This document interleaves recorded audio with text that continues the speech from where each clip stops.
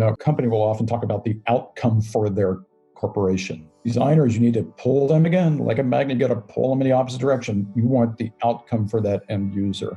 So when you convey your point of view, sometimes that allows you to have much more impact. You've got to make the links between the business goals and the design program or the design goals. And once your client understands, oh, the designer is actually thinking about how I can become more successful, oh my gosh, the door is open. You can suddenly, you're given so much freedom because now you're talking their language. Then finally, use all the market evidence to prove how impactful design can be. It exists. There is so much evidence of good design making an impact to businesses. And when you combine all of these points together, it becomes so obvious that design is providing impact, and it's not as hard as you think to get your innovation out there. Welcome to Design Drives, your audio experience about what, how, and why design drives things forward. A podcast hosted by Sebastian Gier, together with forward-thinking design practitioners from around the world. In this episode, I have the amazing opportunity to talk to Dan Harden, one of the world's most known and forward-thinking industrial designers and thought leaders in the design space, who founded and runs Whipsaw, an award-winning design consultancy in California since over 20 years.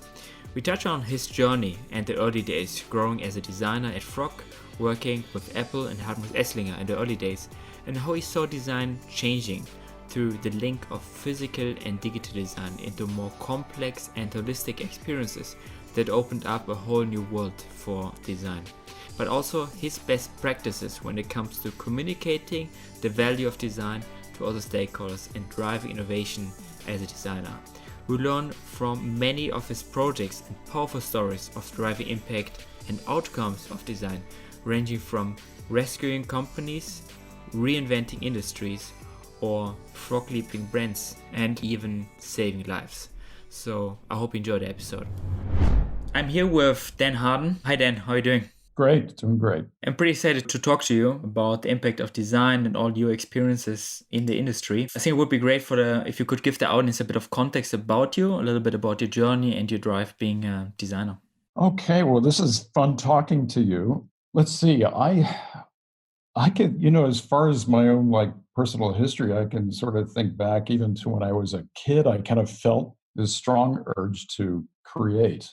And whether that was kind of an artistic urge or, tinkering with things like lawnmower engines and taking the proverbial toasters apart, I was always very curious, and I still am. And I think that's why I really gravitated toward being a consultant, because, almost everything excites me about design. And, it started really back then when I was a kid and a teenager, especially. I had a lot of good kind of creative support growing up. My parents really understood that I had some talent, and they supported it. They let me just grow and encouraged me in every way. So, I went to design school, of course, and I had some really good internships that changed my life. I had several epiphanies throughout school at these internships. I worked at Richardson Smith in Ohio, a really well-known firm at the time. And then I worked with George Nelson, of the Herman Miller fame. And he did so much great work. He was the man in design. He was the true master. I learned a lot from him. I worked very closely with him. And I worked in a corporation at HP. Then I went to Germany. I worked for a year in Germany for a small consulting firm down in Esslingen. But ultimately, I missed the United States. There's something about the sense of freedom. And I know that's a little bit of a cliche, but I definitely felt like, there was just a lot of opportunity yet to be had. But I think I had to leave the United States to see it for what it was. And part of that freedom and that drive for creating was just very strong. So I went back to New York City and I worked at Henry Dreyfuss Associates, a great place to cut my teeth on what design was all about, including not just designing, but also creating programs and figuring out the business of design. It was really a great place for that. But after a few years, I realized how much of a designer's designer that I was, and I really needed to get deeper into design philosophy and what real innovation meant. And at that time, this was in 1989, there was really one firm that I related most to as far as their mission goes, and that was Frog Design. So I came out to California. I met the Frog Design guys for the second time. When I was in Germany, I met them the first time, and it was super exciting because they were this very interesting, wacky little firm in the Black Forest that told me, well, they just met this guy named Steve Jobs, and they think they're going to get this job for this company called Apple. So by the time I joined, so I came out to California 6 years after that first discussion I had with them. And they made me an offer right away. They said, come to California. We need you here in a week. So drove across the country from New York City to Frog and started what was an incredible journey. I mean, I ended up being there for 10 years. But, my first week at Frog, Hartmut, the founder and leader of the company, said, well, you're going to work on computers for Next, and you're going to be working directly with Steve Jobs. You're going to be working with Andy Bechtolsheim, founder of Sun Microsystems, and Pierluigi Zappacosta, founder of Logitech, and these are your accounts. So I was thrown into this incredible world of design, high design, I guess you would call it back then, because there was really no firm quite like Frog at the time. They were really like the rock and roll house at the time. They were the firm that was doing all the really interesting work. We had a few rivals, of course, like ID2 and Matrix, and they became IDEO. But I really related to this company, Frog. Mm-hmm. I really grew as a designer throughout that 10 years. And then in 1999, after being at Frog for that decade, a very exciting decade to be at Frog, by the way, those were kind of the golden years of that company. I really felt that I needed to start my own firm. So that was 99. And, I remember the trepidation I felt at first because, after being spoiled by amazing clients at Frog, I was hoping that I would be able to get some really good work.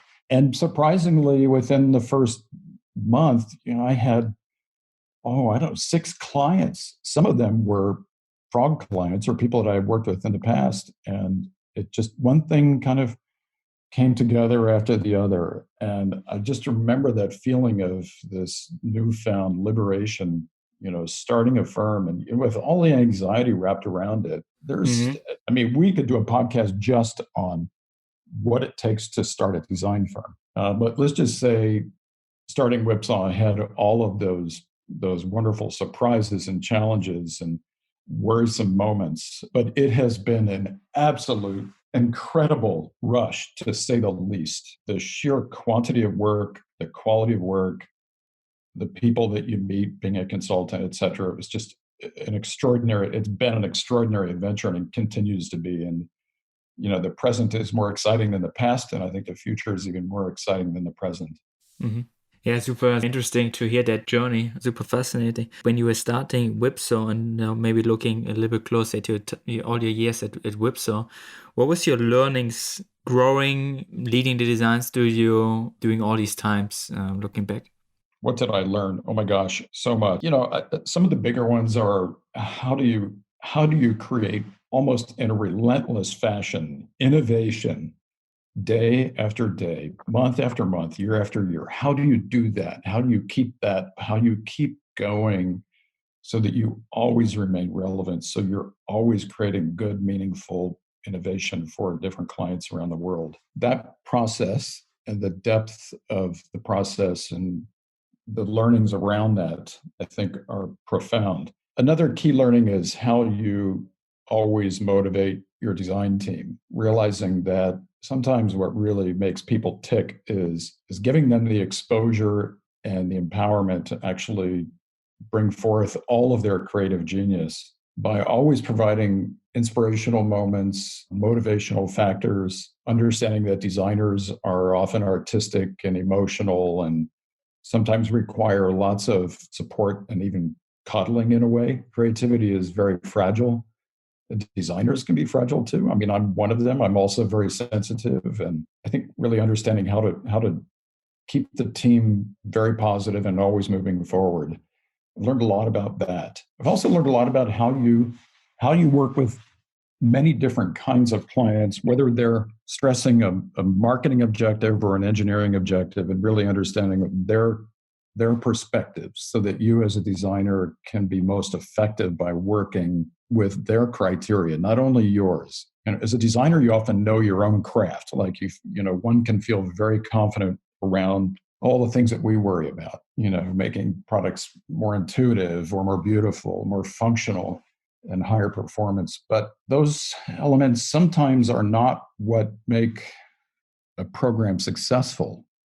It's often the case where you have to, as a designer, you have to take yourself out of your own cranial box to understand contextual information. Like, what do the CEOs want to achieve with their business? How do the marketing people want to reach new customers? What are the issues that engineers have, that whether it's regarding cost or structure or thermal or some level of performance? And then how can you as a designer work with all those various criteria to ultimately make something successful? And I think that's also been a huge learning. Mm-hmm. How do you approach different, let's say, clients or also stakeholders when it comes to what design can deliver? I think, looking backwards, since you have got all that experience, obviously, during all the years, especially in Silicon Valley from 1989 to now, I think you saw design changing quite a bit. I think there's much more responsibility for design and people understand what it means much better these days. What is your approach and when it comes to communicating this to other stakeholders? The key answer to that is communication. It's designers, I think, need to be more persuasive. They need to listen more. As a matter of fact, I called the company Whipsaw because it's a metaphor for how we like to work with our clients. Whipsaw is a long two-man saw. You've seen them used for cutting down giant trees. There's a handle on both sides. You can't operate that by yourself. You must reciprocate. When your client has a problem, you listen, you pull back, and they say, yes, but, and then they pull back. So that reciprocity is very key.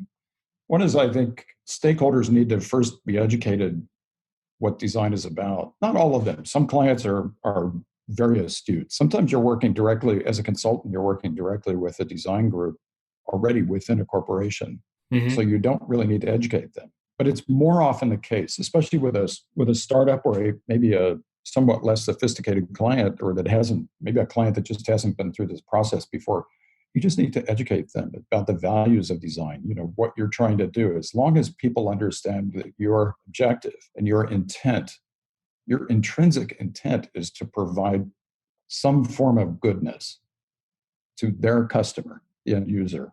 And then you describe how you're going to do that. Then all of a sudden, doors will start to open for you as a designer. Once your client realizes that you're really there to provide more meaning, more enablement, more support, maybe sometimes more delight to that end user, their customer, then they realize, wow, this thing called design, industrial design specifically, has such a value that we must allow it to completely manifest. We need to sort of get out of the way of the designers and let them do what they do best, because what they're offering is this true benefit, and they're trying to innovate for that end user. We try to get our customers to really come back to the source of what their income and their business stems from, and that is the end user, their customer. Sometimes if you have an enterprise client, the customer is not actually the end user, but to a designer, we are the biggest advocate for the end user, that individual that ultimately receives this gift of design. What I mean by that is design carries values in it. Everything that you experience in your life, there are values in there. Like there's a coffee cup that I'm holding in my hand right now. Mm-hmm. And clearly the value of this is it's containing the coffee, and the empty space within it is most critical. Next step up is there appears to be some advertising on this cup, and which doesn't really connect with me. But clearly the value as well is the fact that this is a very low-cost solution. This is a carry-out cup. So these values are in there, but the end user typically doesn't rationalize that. They don't go through that process. They just accept it or not. They are sometimes enamored with it, If it's a product of far greater design impact, let's say an automobile that you fell in love with, well, there are all kinds of messages of value that the designer imparted and imbued in that product solution that they foretold, usually years in advance. Designers have to impart these values in and then hope that by the time the product hits the market, that it will be felt in a manner that you had projected it to be. And that's where designers are future tellers and projectionists. hmm Yeah, super interesting. Totally agree. Looking a little bit back, I mean, you already told about your experiences working at a Frog and then one of your first clients, Apple and Next and so on. I think these are really great experiences and examples. Maybe looking closer at your time at Whipsaw. What was some of your projects or some of your favorite projects even where you really had the chance and the feeling that you could drive impact from a design side when it comes to the product experience or the project at large? I've designed literally over 1,000 products, and each one of them I kind of consider to be like my babies, right? Now, some of them you're Yeah. very proud of because they went off and they got a really good education and they make a lot of money. So your babies turn into kids. Others don't make it, but you try on average, and the reason I've tried to be prolific in my profession is because I feel like as a designer, you can impact the world most if your innovations get out there in the world and they actually offer this positive change for users. And the more, the better, because it's that multiplicity where you're actually having greater impact. And sometimes as a designer, this can be felt or as an end user, sometimes the little gift, like I said before, that a designer can give to you, sometimes it's a very minor thing, like the little tile tracker. Just it's addressing one little problem that you have, like a lost item, to be able to track it right and to have a connection with this tiny little product that just does one thing really well. Sometimes if you have multiplicities of these kinds of experiences, now you can start to say as a designer that you are collectively making a difference. In other projects, sometimes you can have a more profound impact. So, for example, we've been working a fair amount with companies like Samsung and Google. And in these cases, what we're trying to do is move them along to a better offering, if you will. In the case of Samsung, looking at a lot of kind of future concepts and then helping them turn those into reality. These are products that we all know Samsung produces, whether it's televisions, computing type devices, IoT devices in the home, or appliances. We try to elevate those experiences wherever we can. And a lot of times it's on a strategic level. In the case of Google, we started working with them before they were producing any hardware products. So we actually conceived of and developed one of their very first very successful products, the Chromecast. And that ended up being one of their most successful pieces of hardware in the company's history, if not the most successful. I think they've shipped more than 50 million of those things. There you're making an impact, again, by trying to reveal some kind of a hidden need. Like in the case of Chromecast, it was about helping them discover what is it about watching television that is not quite satisfactory. And one of the answers came up that you weren't really able to stream, you weren't really able to view YouTube easily or Hulu, and it was kind of clunky to get to your different apps. So the thought was, let's bring that streaming service up front, right on the display, and then make the hardware disappear by putting it behind the television, which is kind of like the anti-design answer. But at the end of the day, it was really all about the content of the television and the experience of streaming that we were trying to enhance, and then designing those screens that enabled that to be as fun and quite workable as it ended up being. There's so many. We work with startups to the giant Fortune 100 companies. There's about 60 active projects in the office at any given time.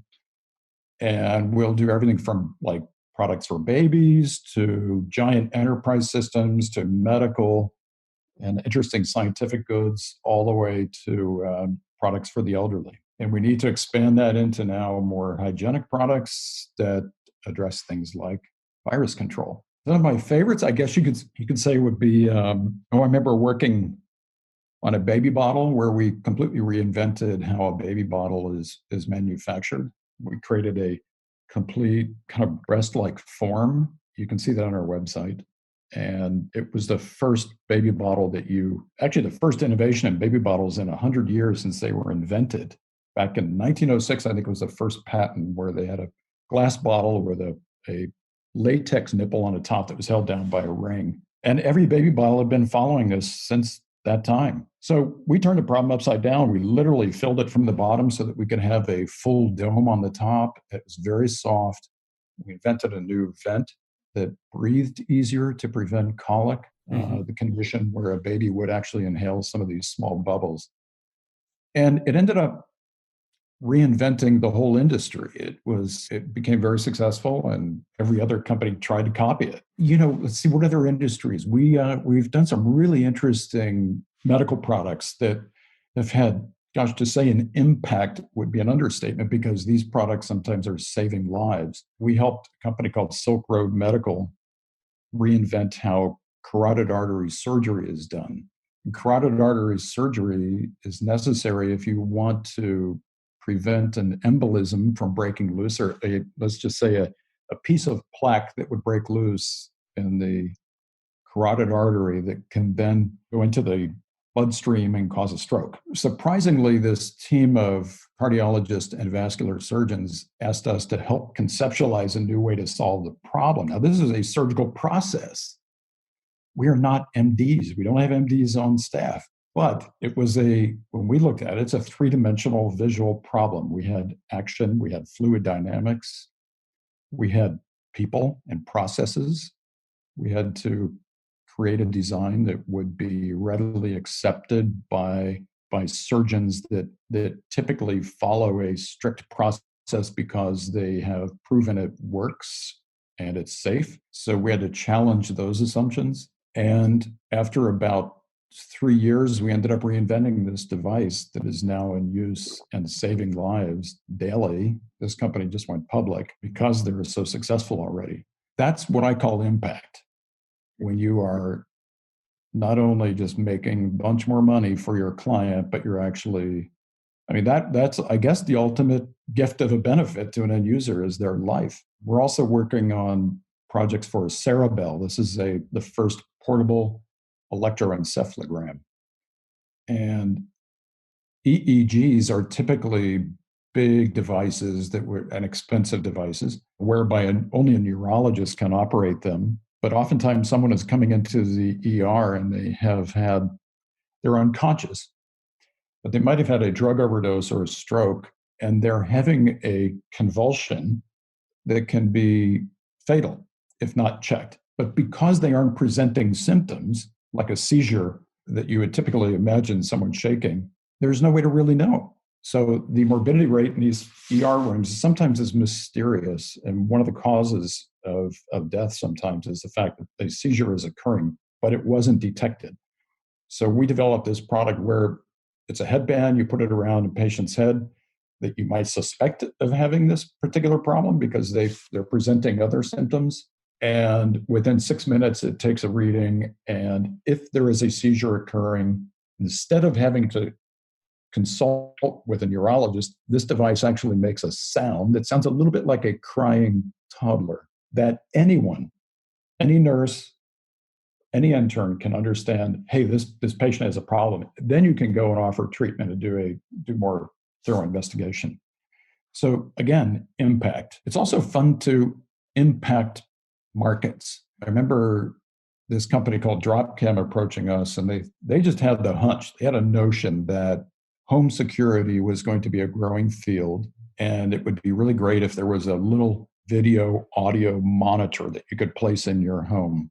And we thought, you got to be kidding, that something like that has to exist. And we did our research, and we found out that, yeah, Sony and Sharp were offering these very expensive surveillance cameras, but those were used more in commercial environments, like for corporate security. So we ended up creating this cute little device that kind of looked like a little face and a neck and a shoulder line, and figured out a way to adjust it so that you could put it on your wall, put it on your table, and adjust it and aim it at anything of interest in your home, whether that is a pet or a child that you're looking after, or maybe just your favorite expensive piece of artwork you want to always keep an eye on.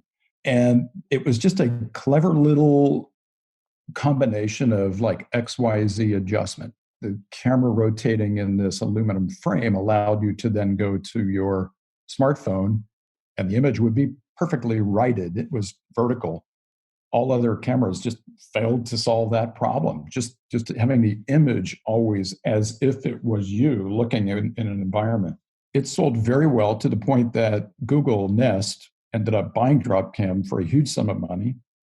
And it went out in the market. There were several different renditions of it. It became a Nest product, and it gave birth to a whole industry. There have been over 20 copies of Dropcam in the market from many different companies. Even the big ones like AT&T and Motorola pretty much have taken the Dropcam design solution and tweaked the design a little bit, but basically it is, it's still the Dropcam. So that's another kind of measure of impact when you can actually have an industry impact. Oh, I'm excited by so many different things, all these different projects. We just redesigned the Brita Stream water pitchers, and it's the first time that the Brita, that's actually a company from Germany that was founded in 1965. But typically these pitchers have an upper internal chamber that is opaque. You pour the water in it, it runs to the filter, which is hanging down in the water, and you have to wait a little bit more. Okay, you're thirsty, so you start to pour it, and sometimes that water comes out of the top chamber before it goes through the filter. It doesn't make a whole lot of sense. So we developed the Brita Stream line, they call it, and that brought the filter up to the point of the pouring spout. So by doing that, it filters as you pour, which is a completely different approach for Brita. The big advantage in our view was that you could see the water. After all, it was about the water. It wasn't about the pitcher. It was all about the water. Yep. They asked us, is the pitcher the hero? Is the filter the hero? And we said, well, no, actually the water is the hero. And we really need to get everything else out of the way. Sometimes that's what you have to do as a designer. It's hard sometimes because as a designer, you want to bring your design forward, but sometimes you have to push it backward. You have to get the design background. Yeah, you have to solve the problem, but then let it recede. We all want it to be out there in the front, but I find that if you first solve some of the problems, whether they're functional or human factors or business-related problems or bigger strategic problems, then you can have your fun with what it looks like and the aesthetics, but always measure it so that it is in the right dose, so that your design, the traditional definition of design, the appearance does not overtake all of this other goodness that you've built into your solution. And that was one of those cases where it did that. It was just like, yep, I'm thirsty. There's some water. I want to pour it out and drink it. Yeah. Yeah, I think this was super powerful. Thanks for sharing all these different aspects of design impact and the different stories. I think certainly super inspiring. I think you'd already touched on a couple of examples, I think, where digitalization was a big part of that as well. Connected product experiences. But there's something different about these products because they're connected. And I would love to talk a little bit with you about IoT and how you think digitalization and connected products / intelligent products have changed industrial design, in your opinion? Yeah, I love the topic. I mean, no surprise. We're in the Silicon Valley, and I was drawn to the Silicon Valley all those years ago because of it. I mean, in the early days, I was attracted to just technology in general because I felt that technology needed identity.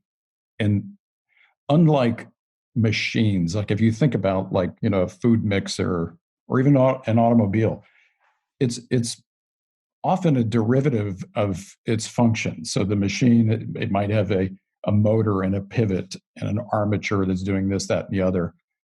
And your design really just needs to maybe reveal that essence of whatever makes that work. Technology is a little bit different. A lot of times you have so much freedom as a designer to say whatever you want, because sometimes the technology is nothing more than a circuit board and a battery. However, what it does, what it's actually delivering, is something quite meaningful to the end user. So, but it's enigmatic sometimes. So that gives you this opportunity to give personality to technology. Now, as what I'm seeing in technology now is yet another quantum leap where technology is starting to be thoughtful. It's actually doing a little bit of what would appear to be thinking. Now it's just software and it's mostly programming, but the software is now making assumptions about things. It's actually using a lot of data and rapid processing, real-time processing to make decisions that appear to look like intelligence. It's not really intelligent yet. Intelligence to me is much more emotional, and it's more, well, you know when something is intelligent. And I haven't used any AI yet where I could say, yeah, that actually feels like I'm actually really talking to somebody. But so where AI is going, however, is it's only a matter of time where it starts to feel very intelligent and very alive. And this is such a great opportunity for us designers, because now we go way beyond the design of this material thing, which we are often encumbered by. If you think about how many times I've been told by engineers, oh, no, we can't make that out of metal. No, we can't die cast that. We have to injection mold this. It's a lot about matter. We're moving matter around. It's a lot about atoms and the limitations thereof. With AI, all right, now we're talking about bits, and you have so much freedom. So now designers have this opportunity to design personalities. I mean, how crazy is that? It makes you feel almost godlike. It's weird, but when you're designing a personality, that is a whole different way of thinking. And I found that, especially more recently, we've been designing a lot of robots, and I find this quality of giving something a state of existence, a personality, almost a sense of life, that you have to think in a different way. As soon as something moves, for example, a robot that moves, it's probably in our genes. When something is moving, we almost instantly associate it with life, especially if it's like an artifact, an object that is close to the size of like an animal or a pet or another human. So there's this instant association that it should act properly as a life form. So when it starts to move in a quirky manner, well, you kind of feel quirky about it. You're like, ooh, I don't really want to be around that. So again, it's a chance to design that feeling of intelligence, I guess, or emotionality through this artifact.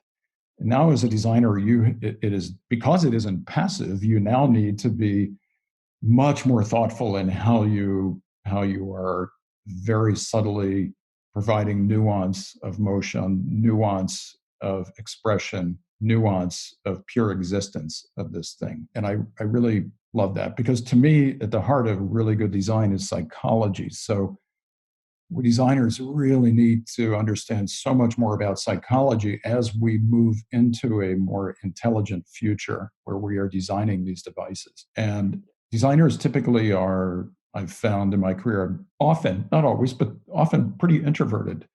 And the sensitivity is residing within them and they feel this sense of a psychological connection with what they're trying to design. Now is the opportunity to really bring that forward and to understand it and to capitalize on that. Then there's other fields, like you mentioned IoT, but IoT is now blending with mobility. So we're in the process of reinventing mobility. I mean, who would have thunk it? I remember 20 years ago, everybody thought, the automobile industry, it's just going along this pace where it's just adding more technology. But why? We did not think about ride sharing. We did not think about autonomous driving. And here we are. It's extraordinary, but it's yet another opportunity for designers to take this special skill set that they have of being the agent between the technology and the user. The real and that agent must be an advocate for the end user, but you also have to talk the talk of the technologists so that you can, one, understand what their objectives are, and two, how to use that technology as a designer. How can you use it and apply it to the solution that makes the most sense to the end user? Because at the end of the day, it's most important to provide, again, some form of quality of life, quality of experience. Just the notion of quality, I think, is actually something that we designers are really good at, but it seems like the world is sometimes forgotten because business has gotten so big and design has become so commoditized. But as long as we're getting back to this notion of quality, I think we're moving the bar forward. Yeah, I love your points you brought up. I think especially what you talked about robotics. I recently talked to Quinley quite a bit on how robotics are basically now in everything. And as a designer, I love what you said about designing the motion of something. And if something has a certain size, as a user, you start to expect certain things. Or if it's sort of moving in an environment. I think this is a super interesting topic. I'm looking here at a project you guys worked on, beer robotics. I think what's interesting also about that is like, how do you prototype that, right? And how do you prototype these kind of motions, and what do they actually then mean for the user? There's some interesting work around making like the appearance of the robot. And sometimes you don't even see it is a robot, right? Because, maybe there's some robotics in the furniture, for example. But looking at more robots that are more appealing like robots, I think it depends on how you make the appearance. You could either, for example, if you look at how Chinese AI systems are designed very often, and how do you use the characters so people forgive the device, right? If, for example, if the device can't do anything, like how do you do that in a way that, people are not frustrated with the product or with the service? I think it is interesting. I was wondering a little bit, how do you approach that kind of process? I think all of these things you've also mentioned about, like, how does a robot appear to you? How does it feel like, and how do you prototype that kind of motion? Maybe with that example of the beer robotics, or with some other kind of project. Yeah. I think there's a general assumption that people make that the products around them that are produced and sold by all these companies like Apple and Google and Samsung and all of these, that they should just perform flawlessly. And when it comes to robots, you expect the same thing, but they often act kind of stupid. They're slow, they're awkward, but part of being human is to not be perfect. We all have issues and flaws and vulnerabilities. And I think designers need to consider that when they're designing a robot. Like, for example, if a robot can't do something right, and it's okay for the robot to like be a little self-deprecating. It's okay. Like, people are funny and robots can be funny too. And it makes it so instantly acceptable. There's nothing worse than a person that says, "Oh, I can do this and I can do that," but they really can't. But the person that walks in says, "You know what? I suck at this or that, but I'm really good at this other thing." So in Bear Robotics, we actually took that attitude, like, well, it doesn't have arms, right? So the Bear Robotics, we had to make it simple and cost effective because we really wanted it to be successful in the market. And it just simply couldn't be a $10,000 robot that restaurants would say, "Are you kidding me? That's as much as we pay a waiter in the next 4 months." So we simplified it to a point where it was just a very good delivery robot. It can take an order. It can let the kitchen know that the order has taken place. It can actually present itself in front of the cook or the kitchen, where then the order is placed on it and it knows exactly where to go. And when it arrives at the table, because it doesn't have arms, it can actually talk to you and say, "Hey, I'm sorry, but would you mind taking your pizza or your dish or your glasses?" We discovered a lot of that by just interviewing a lot of different people about what their expectations are. And we realized that this robot didn't really need to bust the table.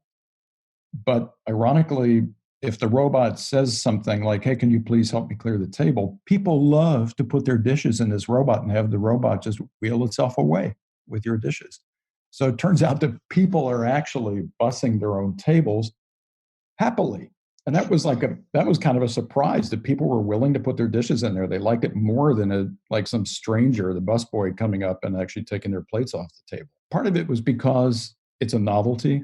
The robot is new, and we don't know how people are going to feel 10 years from now when there are a lot of robots likely in restaurants. We don't really know.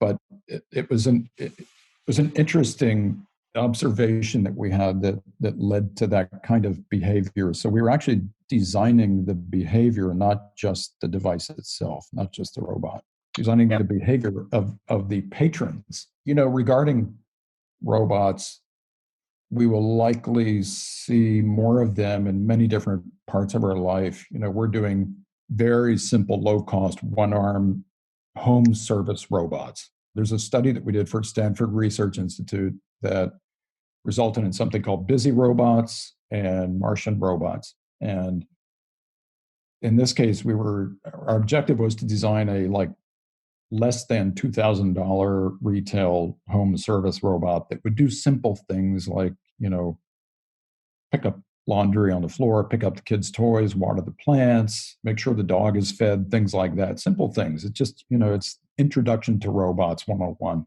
And that was fascinating to work on something like that, because it was like, how can we do the most with the least? Especially because robots, as I mentioned on Bear, they're expensive. But that's like one industry. But we're starting to see it, like, as I mentioned, Bear Robotics out there in restaurants. So many different fields are now experimenting with it. You've seen Savioke and hotels delivering coffees and other things to hotel rooms. We'll be seeing them everywhere, no doubt, everywhere. Of course, where it makes sense. They're not just going to be wandering around the streets, or maybe they will, because people are not wandering around the streets right now with this virus.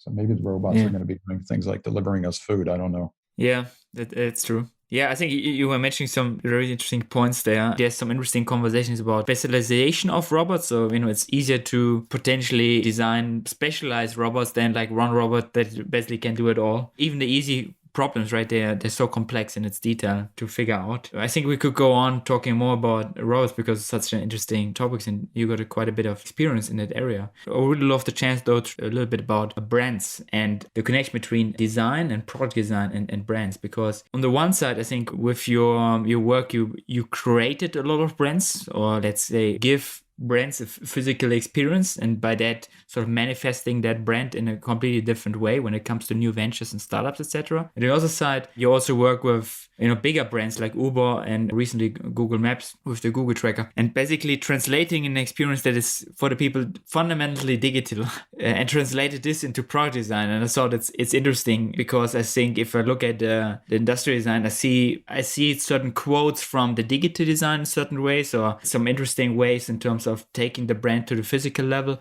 So I would love to talk a little bit about your points of view when it comes to the intersection between industrial product design and the creation and evolvement of brands. Yeah, I think the most important thing is to remember that brand it's like a total sum impression that a company conveys to the public or to their users about itself. And it's comprised of its product design, the corporate identity, Marcom, advertising, their service proposition, all of these things combined. It's that sum impression that is the brand. And that I think people in the past will always say, well, brand is like your logo and maybe your advertising and the messages that you send. But I've always felt that, well, product design is absolutely often, and even often, the brand. I think the brand perception and product design should be so integrated that you can't really separate them. And sometimes even like owning a cool brand is more important than owning a good product. You see this a lot like in the luxury goods industry. When I see some of the products that, like, I don't want to pick on anybody, but say a Louis Vuitton, if I look at their purses and they're asking $15,000 for them, the product itself is probably even the finest example of these might be $500 worth of labor and material. They are exquisitely made, yes, but you're buying that brand. That is what you're buying. I often think that a brand vision has to come from the designer understanding what that end user's experience is, and then building your inspiration around that moment that you experience something. I think Porsche is a good example of that. They started with a driving experience, a driving superiority. They're like, okay, we're the best handling, the best performance, and we're going to build a brand around that. That's a good example of what I mean by that. Rather than building it around a story that an ad agency presented to this company. I think some companies get a little bit lost in what their brand message is, or they might, sometimes the management team might say, well, we're this. And then they describe something that they're typically not. And they convince themselves that is their message. But people are not fooled. The user always knows, and they will acknowledge something when it's good. That's the reason why Apple became so successful. The general experience that they offer, whether it's in the form of communication, computing, processing, whatever, in the form of these computers and iPhones and all the things that they produce, including their service, is just excellent. And their brand was an outgrowth of that experience. It's kind of the opposite of Coca-Cola. Coke, yeah, to some people it tastes good, but really it's about the whole, they're presenting a lifestyle and a choice about what you consume, almost more than the flavor itself. I think a effective brand, it should ideally immediately express a company's commitment to the offering of a good experience. And if that experience is positive or negative, it will directly affect that brand. So I think the product and the brand, they are inextricably linked. It's sometimes impossible to pull them apart. Look at Nike.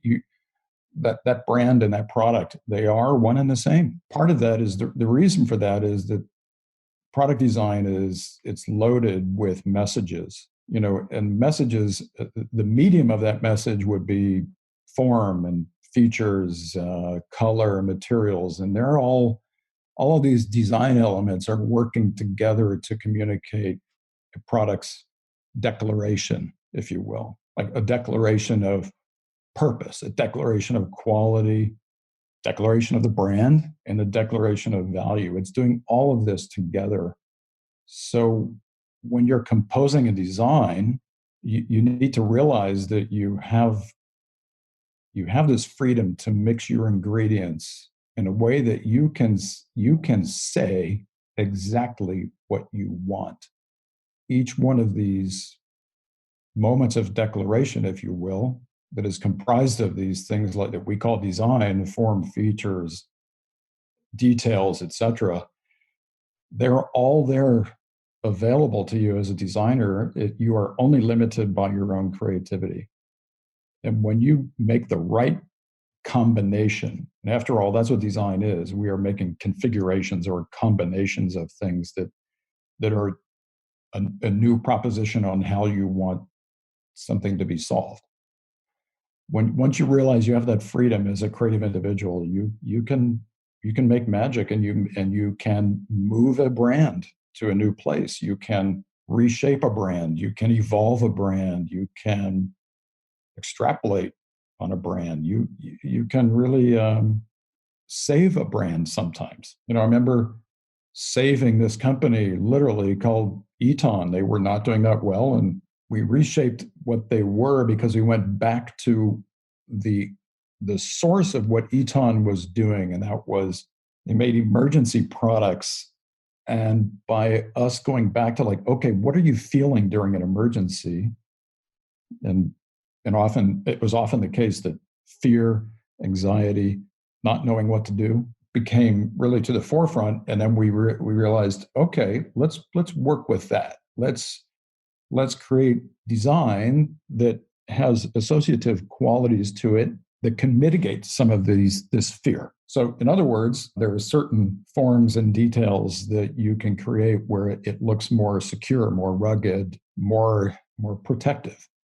And so we created a whole product line built on this, and it suddenly gave new life to the brand. They started selling hundreds of thousands more products. all because it came back to understanding what was that brand about and how can we reshape it and represent it in a way that people can now make the final connection between what that brand promises me as an end user and what that product actually delivers to me. That was Yeah. a huge moment in that company's history. It changed everything for them. Basically refocusing, right? I think a lot of companies struggle or have been struggling, I think, with exactly this, because the opportunities just come up, right? To go into different directions and so on. And the meaning of the brand just becomes muddy. But it's also, I think designers are really good at being therapists. I know it sounds funny, but there have been so many cases where we meet a new client and they're really hell bent to create, like whole new markets, and we want to double our revenue. We want to create more shareholder value, et cetera. And they think that by just creating a product that they can ship that has like new technology or maybe some new feature that they'll be able to achieve that. But as designers, you have this opportunity to go in and say, wait a minute, what do you really represent, and how can we actualize on a brand promise by getting back to the core values of what your product is actually offering. So yeah, it's a kind of focus, but you sometimes have to walk them through that, because if you're talking them through it and you're persuading and you're but while also listening, you sometimes get the most extraordinary things out of your client. Sometimes like the CEO might say, I've never really thought about our company like that. You mean the user feels this way about us?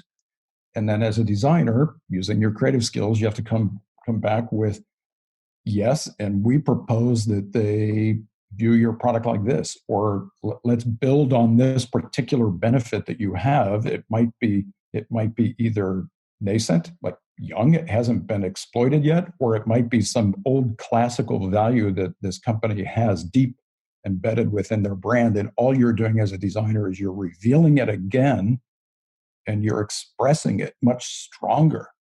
You're bringing it out of its shell, and you're presenting it. So sometimes by just being that therapist, you can find that your client has these realizations about what they need to do as a brand. And it becomes like an extraordinary self-realization that your client has about what to do with their company. And when they have that light bulb go off like that and they see the light, that's a total rush for a designer, I can tell you, especially as a consultant, where they're like, all of a sudden your client views themselves in a different way. And now their brand truly finds purpose. And that's what you're after, when you can have your client become their own evangelist, because they've realized how strong they are and how that they can actually bring something out in the world that is much more meaningful.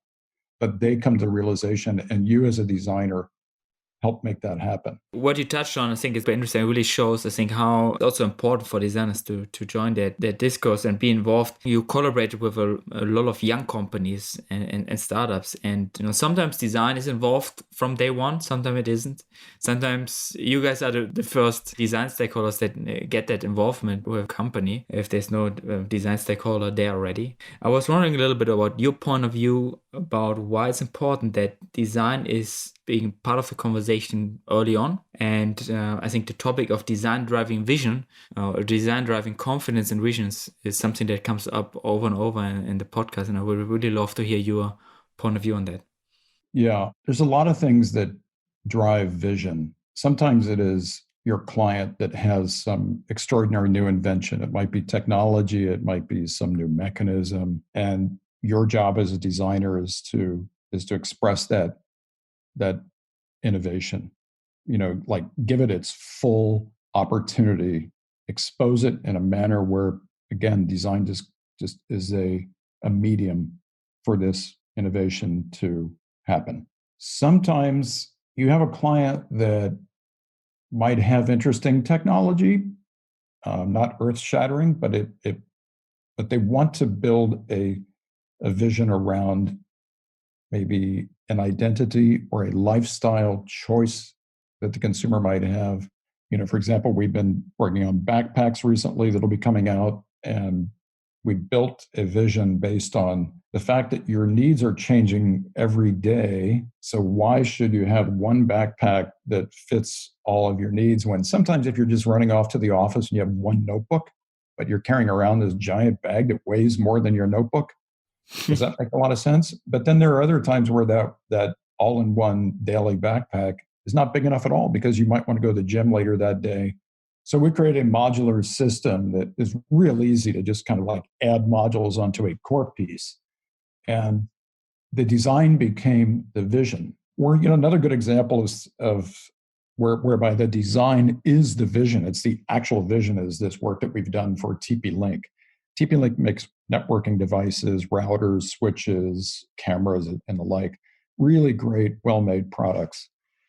But people are buying design almost like dessert in places like China. I mean, it's just like they're buying the look and feel of these products. They're not even really reading the specs on these devices. They just assume that it's going to work right, but they somehow relate personally to these devices. And we've designed more than 80 products for this company, TP-Link, and every single one of them is different. We've created design vision one at a time. We rebuffed this whole idea of design language, where one design language fits everything. And we did that for like the Dell Precision line. It's worked perfectly, as it does for companies like BMW and Apple, et cetera. But not in the case of TP-Link. And our design vision was offer something unique every single time. And it took them from number 10 to number 1 in the world. They're now the biggest networking company in the world. Sometimes a functional advantage is the vision. And case of like TopCon, we did this survey equipment, and the way that it works is it's so extraordinary. We just needed to make sure that every bit of the design supported the strength of what their offering was. And then I especially like when a use case is the vision, where somebody, either us or our client, somewhere in the chain, somebody has realized that there's a way to innovate and make something meaningful and positive for the world by doing something different in a new way and allowing people to engage with this product or this brand in some brand new way. So you're inventing use cases. We've done a lot of that kind of work for Samsung. In regard to this, people are not typically buying technology. They're buying something else. And this would be the case with almost everything. However, there are a few individuals that might look at the specs of the computer that I'm looking at right now and make a decision based on that. They're also making these decisions based on this, like the emotional qualities, like the surface texture and the way that the hinge feels and the most inconsequential things that you would think. But because we're humans, this is the way that we respond to our world. And that's what engages us, really. Yeah, I think it's interesting talking in the recent episodes to a lot of really forward-thinking design practitioners in the industrial design field, some of them at the IDC International Design Conference from IDSA. And I think it's interesting to hear the different points of view about where industrial design is going. I think you were mentioning already in all the answers you gave, I think a lot of aspects around that. But if you would summarize it, where do you see industrial design going? What are some of the challenges moving forward? And some of the things we should keep on the radar. Yeah, I think it's a very important topic, and designers need to be thinking about this more, the future. I am super optimistic about industrial design, I guess because at the very root, design to me is all about making positive change. And change by nature is all about the future. It's not about the past, it's about the future. And as a designer, if you're really living a full life as a designer, you are living in the future, because what you're creating sometimes in your head, and then you sketch and jump into CAD, it's not going to be seen for quite some time, 9 months, maybe at the soonest, or maybe 2 or 3 years. So you need to be a good projectionist as a designer. I think some of the really important things we need to be concerned about, and I'm most worried about, are quite a few things, actually. Although I'm not to the dystopic state that a lot of designers are getting to in the world, is because there's a lot of negativity in our world today, whether it's climate change or the weird politics that are going on. However, in regards to climate change, maybe we would. So I think we need to constantly remind ourselves that it's all about energy consumption, and entropy. Specifically with energy, I think designers really need to consider like not just what they're creating, but the amount of energy that is required to make the thing that you are designing. You have to look at the complete ecosystem and the effects that it has. Another one is conservation. We hear from marketing folks all the time and various clients. It's like, man, we want to sell so many more of these devices. Conservation is a funny thing. Most people think, oh, well, I recycle, but that's not enough. Man, there's so much stuff produced. There's so much junk out there. I mean, just go to the mall, open up Sky Mall. I mean, you'll see the most ridiculous stuff. I remember George Nelson looking out of the window when I was working with him in New York City. We'd stand up in this window overlooking Gramercy Park on the 18th floor, and he would look out and he'd say, "Look at all this junk." And he was cynic. He was like a cynical old guy when I was working with him, and it just really rang true to me. I don't know what it was about that, but here I was, this listful young guy, just, design was the world to me. It still is, but, he really kind of brought it back to earth. It's like, oh my God, we are producing a lot of crap. So conservation is, to me, it's about you're winning when you're creating a quality of experience. It's not about the quantity. I think timeless, high quality, and high value design is the most sustainable design in the long run. And designers need to learn how to communicate this notion of what conservation is. Designers are great at communication design and telling stories and crafting solutions that are unique, but we haven't really applied it to conservation. Consumers out there, they really don't know what conservation means. It's extraordinary when you think of much waste there is. Absolutely. Yeah. Related to that is this trend of, I call it reductionism, or minimal design. There's this, we have beautified simplicity to the point where some designers can only think this way. And I think this reductionist trend for me goes not only into design, but also engineering. I'm seeing these extraordinary advances that allow us to have televisions that are 3 millimeters thick and lightweight systems, and that are really truly making much less of an impact. And I think, in regards to energy and conservation, this reductionist trend, we have to, as designers, make sure that it continues to be cool.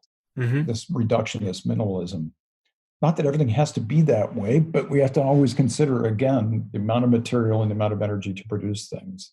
I like that design has a much wider definition today. I think design has become more like polymorphic. There's many different definitions, and it's constantly changing.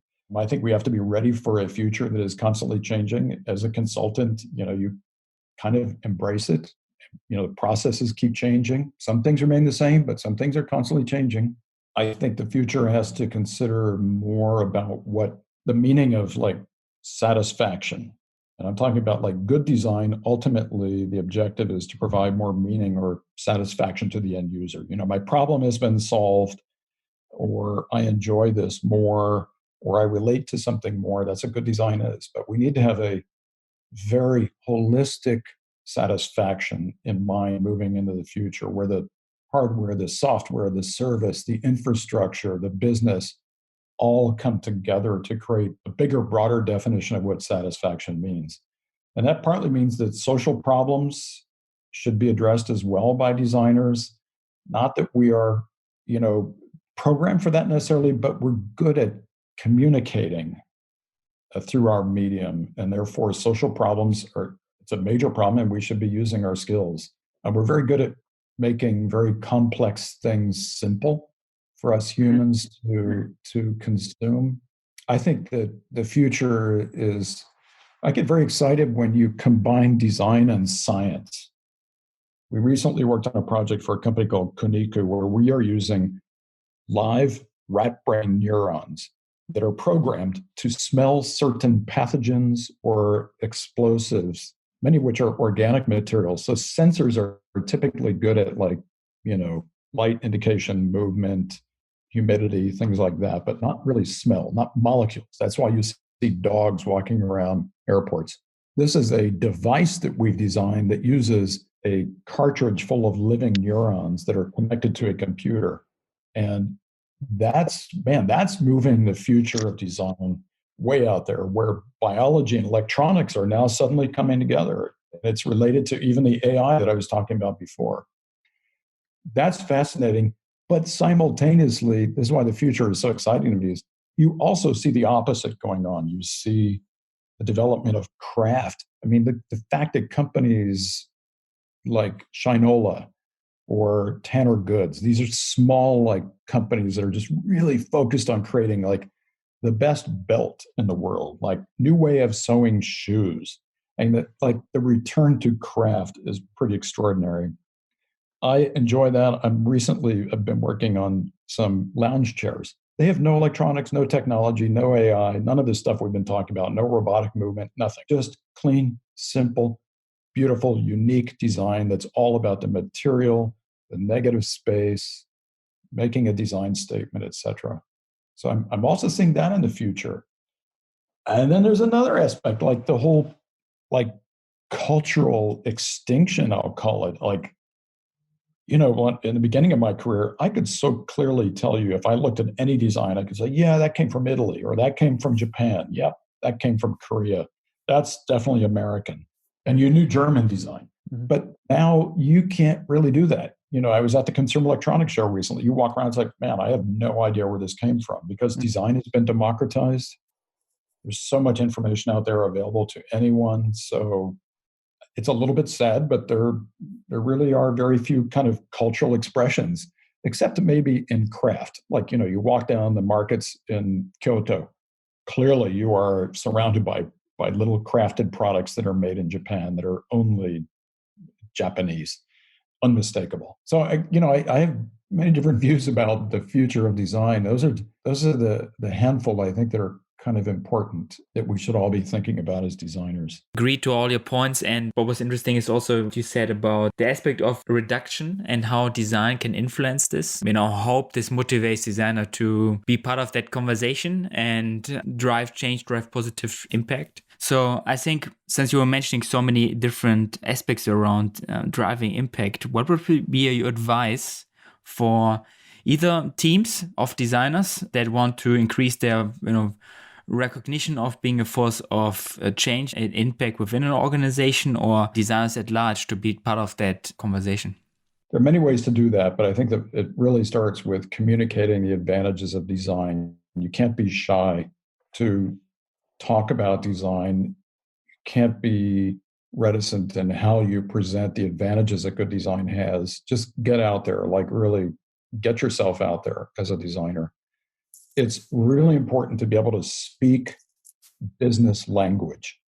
I have found that in my career, the sooner I learned how to think like your client or big business, the sooner you're able to get your design message out there. Like really understand what return on their investment is about. And even if you have to turn that into your own form of return on creativity, whatever that is, find it.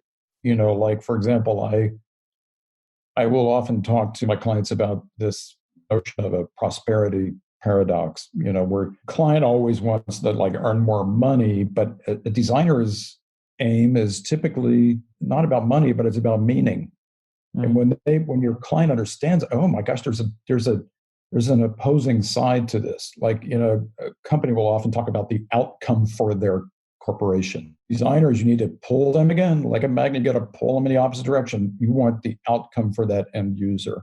So when you convey your point of view, sometimes that allows you to have much more impact. You've got to make the links between the business goals and the design program or the design goals. And once your client understands, oh, the designer is actually thinking about how I can become more successful, oh my gosh, the door is open.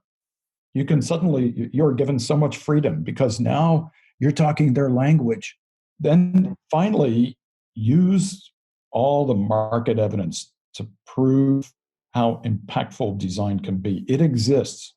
There is so much evidence of good design making an impact to businesses.